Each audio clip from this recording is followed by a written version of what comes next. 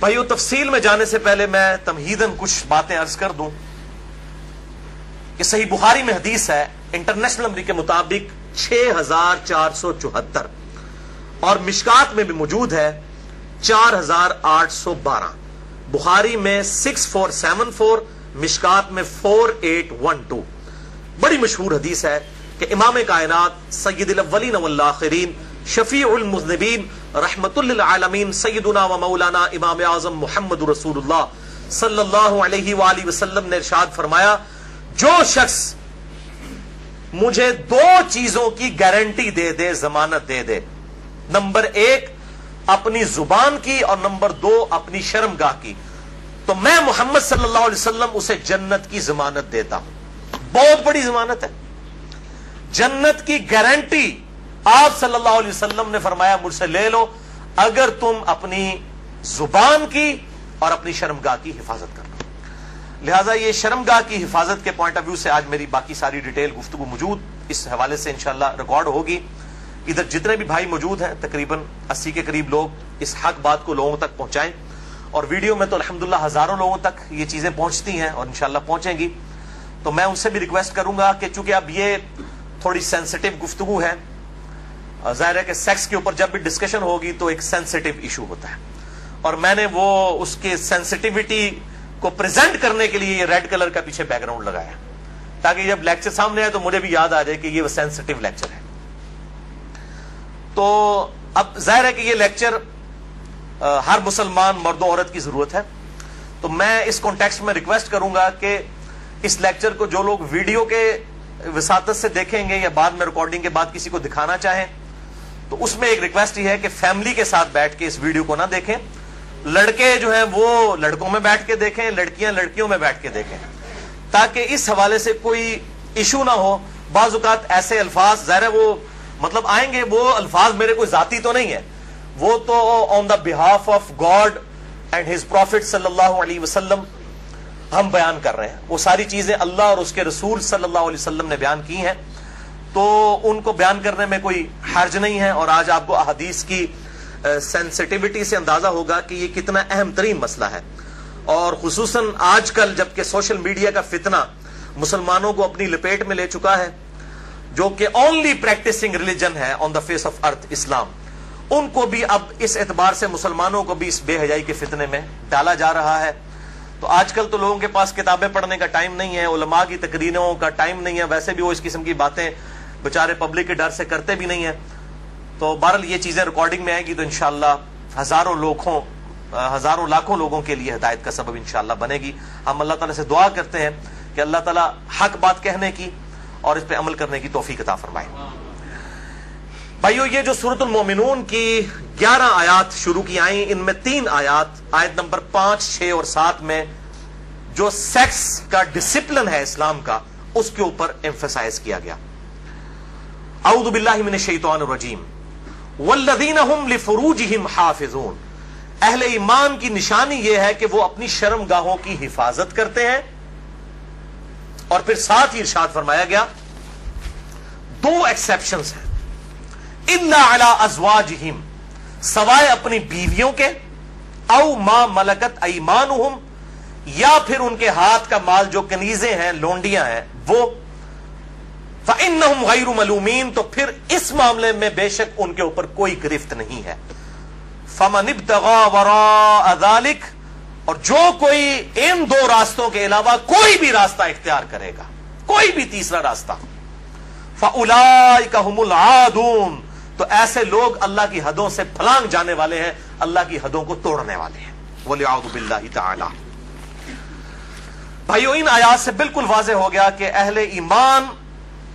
کی شرمگاہوں کا جائز استعمال صرف اپنی بیویوں اور اپنے ہاتھ کا مال لونڈیوں اور کنیزوں کے ساتھ ہے، جو جنگی قیدی ہوتی ہیں، اور وہ بھی سب عورتیں نہیں، ایسی عورتیں کہ جو جنگ میں مسلمانوں کے ساتھ لڑنے کے لیے آئی ہوتی ہیں. اب یہ ایک ڈیٹیل سے الگ ٹاپک ہے، چونکہ یہ ابسلیٹ ہو چکا ہے اس وقت کافی حد تک یہ معاملہ، اس لیے لونڈیوں کے حوالے سے میں آج ڈسکشن نہیں کروں گا، اس پہ تو علیحدہ سے پھر 1.5-2 گھنٹے چاہیے. بہرحال کسی کو شوق ہو تو اس حوالے سے ایکسکلوسیو کام، امت لیول کا کام ایک شخص نے کیا ہے، اور وہ ہیں مولانا مودودی رحمہ اللہ، المتوفا 1979 عیسوی۔ انہوں نے اپنی ینگ ایج میں، جب ان کی عمر صرف 22 سال تھی، میری الحمدللہ اس وقت 39 سال ہونے والی ہے اور لیونر ایئرز کے اعتبار سے 40 سال ہو چکی ہے، 22 سال جس وقت ان کی عمر تھی، انہوں نے کتاب لکھی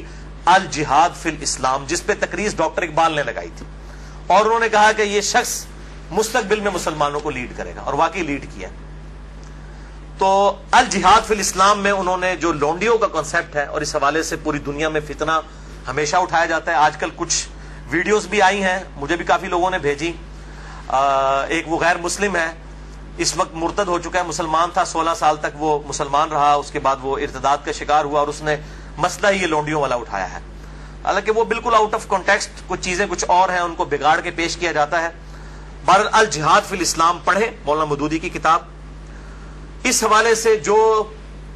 ایران کے اہل تشیع نے فتنہ اٹھایا ہے نکاح متع کا، یا سعودی عرب کے اہل سنت علماء کی طرف سے، اہل حدیث کی طرف سے، یہ میں سعودیہ کے اہل حدیث کی بات کر رہا ہوں، باقیوں انڈیا پاکستان بنگلہ دیش کے اہل حدیث کی بات نہیں کر رہا، انہوں نے نکاح مسیار کے نام سے، آپ نام ہی دیکھیں، نکاح مسیار، آسانی والا نکاح، نکاح متع، متع کہتے ہیں نفع اٹھانے والا، تو بالکل انہوں نے بس نام چینج کیا، بلکہ اگر مجھ سے پوچھیں تو نکاح مسیار جو ہے وہ نکاح متع سے بھی بدتر ہے۔ نکاح متع کے اندر تو نکاح کرتے وقت طے کیا جاتا ہے کہ میں تم سے 3 دن کے لیے یا 3 مہینے کے لیے نکاح کر رہا ہوں۔ نکاح مسیار میں مفتی اعظم سعودی عرب جو 66 سال تک رہے، ابن باز رحمہ اللہ، اللہ تعالیٰ ان کی غلطیاں معاف کرے کہ جو اتنا بڑا بلنڈر وہ کر کے گئے، انہوں نے یہ فتویٰ دیا کہ جو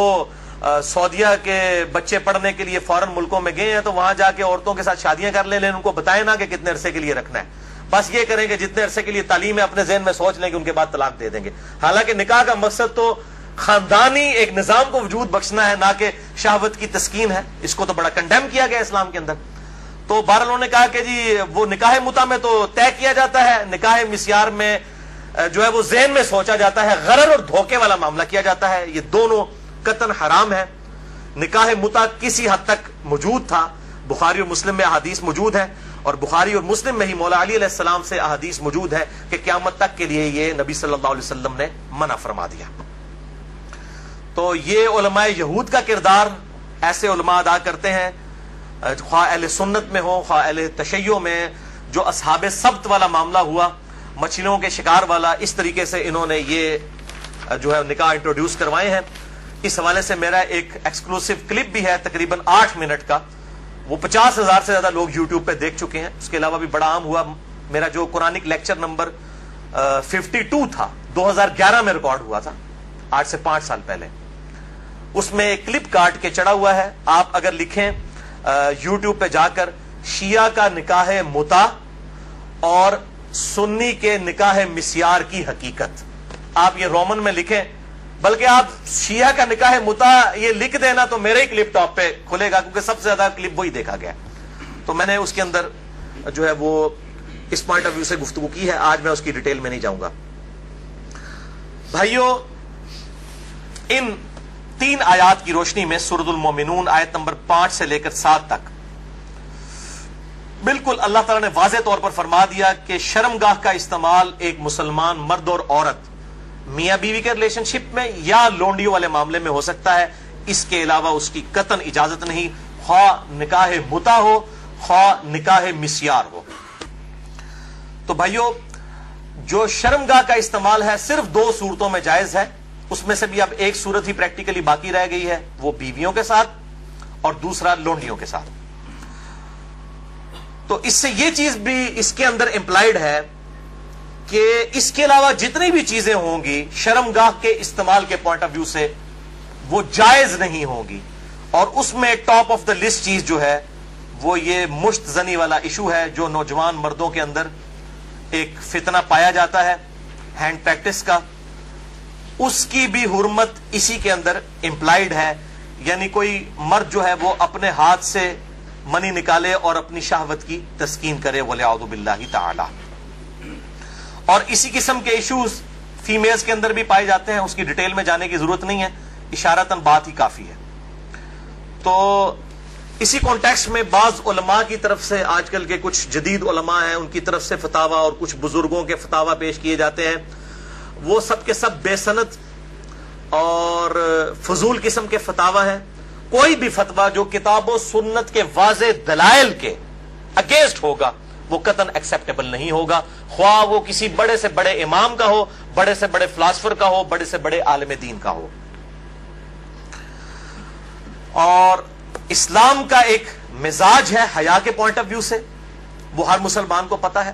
اس میں قطعاً کوئی گنجائش نہیں بنتی اس قسم کے کوئی برے فعل کی کہ کوئی شرمگاہ کے ساتھ اس طریقے سے کھیلے۔ تو یہ جو شرمگاہ والا معاملہ ہے اور مشت زنی والا جو ایشو ہے، میرے بھائیوں، یہ نہ صرف حرام ہے، یا چلے کوئی احتیاط کے اندر الفاظ استعمال کریں تو مکروہ تحریمی، بلکہ یہ گناہ بھی ہے، اور گناہ کبیرہ زنا کی طرف لے جانے والا ہے۔ اس سے روزہ بھی ٹوٹ جائے گا، اور روزے کا کفارہ بھی وہ سخت والا 60 روزوں والا ادا کرنا پڑے گا، اور ظاہر ہے کہ غسل بھی فرض ہوگا، اور کسی نہ کسی درجے میں یہ ہاتھوں اور دل کا زنا بھی ہے، وَلِعَوْذُ بِاللَّهِ تعالی۔ چنانچہ اسی کانٹیکسٹ میں ایک بڑی کریٹیکل حدیث ہے، صحیح بخاری اور صحیح مسلم کی متفقن علیہ حدیث ہے۔ صحیح بخاری میں 6612، صحیح مسلم میں 6754، اور مشکات میں بھی 86 نمبر پہ یہ حدیث موجود ہے کہ آپ صلی اللہ علیہ وسلم نے فرمایا کہ آنکھ کا زنا دیکھنا ہے، کانوں کا زنا سننا ہے، بے حیائی کی باتیں سننا، زبان کا زنا بولنا ہے، فحش گفتگو کرنا، ہاتھوں کا زنا پکڑنا ہے، ٹانگوں کا زنا چل کر جانا ہے، اور نفس تمنا اور آرزو کرتا ہے، اور شرمگاہ اس کی تصدیق کر دیتی ہے، وَلِعَوْذُ بِاللَّهِ تعالی۔ تعویل خاص کے اعتبار سے تو یہ زنا کے بارے میں ہے، تعویل عام میں ہینڈ پریکٹس والا جو مشت زنی کا ایشو ہے وہ بھی اسی کے اندر داخل ہے، وَلِعَوْذُ بِاللَّهِ تعالی۔ اب ظاہر ہے کہ اگر اس قسم کی بیماری میں کوئی شخص مبتلا ہے، اس کا علاج کیا ہے؟ توبہ کرے اور اللہ کی طرف رجوع لائے، اور اللہ تعالیٰ نے اس حوالے سے ایک نیچرل پروسیس بھی رکھا ہوا ہے، یعنی مردوں کے لیے خصوصاً احتلام کا، نائٹ فال کا ایشو ہے کہ جو ایکسیسو اس طرح کی جو انسان کے جسم کے اندر مادے بنتے ہیں وہ آٹومیٹکلی ایک فزیکل فینومینا آف نیچر کے تحت نکل جاتے ہیں۔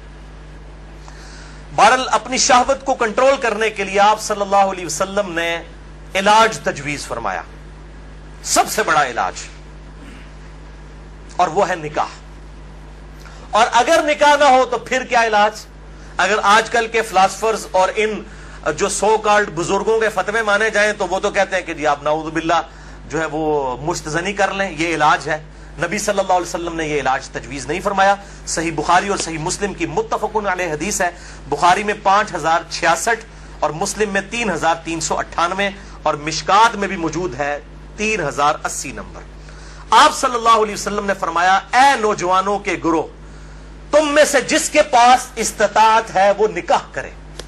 یعنی جو فائنینشلی سپورٹ کر سکتا ہے،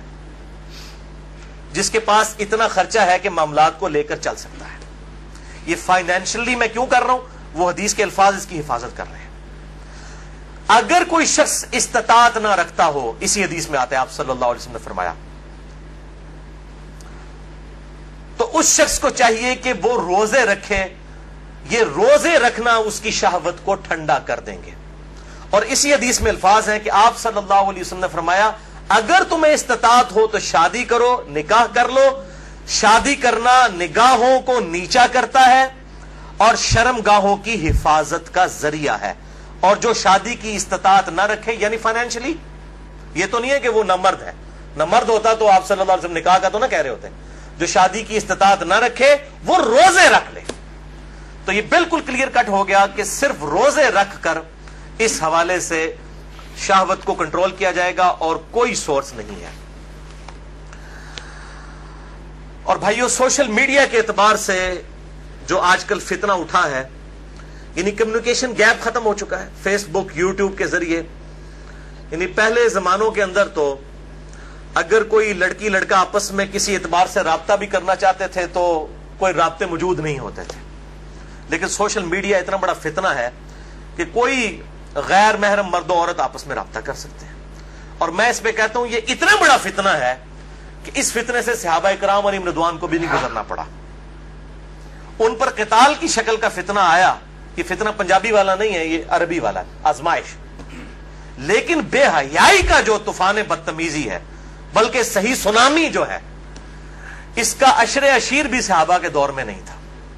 کیا اس دور کے اندر صحابہ باہر نکلتے ہوں گے تو 20 فٹ بائی 50 فٹ کی موبائل کمپنیوں کے اشتہارات لگے ہوتے تھے بے پردہ عورتوں کے؟ اور یہ سوشل میڈیا اور ٹی وی,